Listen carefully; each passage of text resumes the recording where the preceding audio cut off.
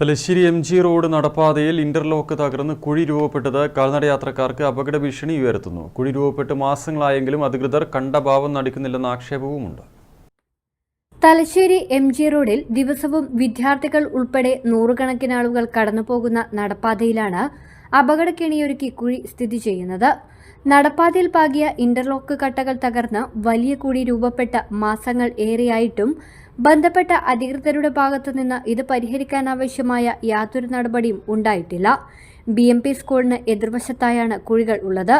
പെട്ടെന്ന് ശ്രദ്ധയിൽപ്പെടാതെ കുഴിയിൽ വീണ് നിരവധി കാൽനടയാത്രക്കാർക്ക് പരിക്കേൽക്കുകയും ചെയ്തിട്ടുണ്ട്. നടപ്പാതയുടെ മറ്റ് വിവിധ ഭാഗങ്ങളിലും സ്ഥിതി സമാനമാണ്. ഏറ്റവും കൂടുതൽ ആളുകൾ ഉപയോഗിക്കുന്ന ഒരു ഭാഗമാണ് ടെലിഫോൺ എക്സ്ചേഞ്ചിൻ്റെ വിവാദ ഭാഗം.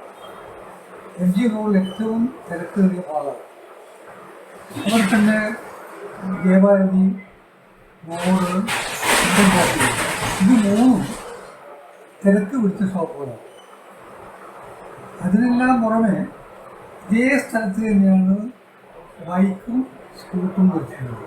അത് വേറെ സ്ഥലമില്ല. അതിനിടയിലൂടെ ഇതും ശ്രദ്ധിക്കാതെ ഈ പാർട്ടിയെ കാലം താഴ്ത്തു വെച്ചാൽ ഇതിലാണ് വീഴുക.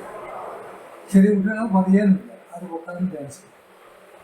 ഇതൊരു വല്ലാത്ത അവസ്ഥയാണ്.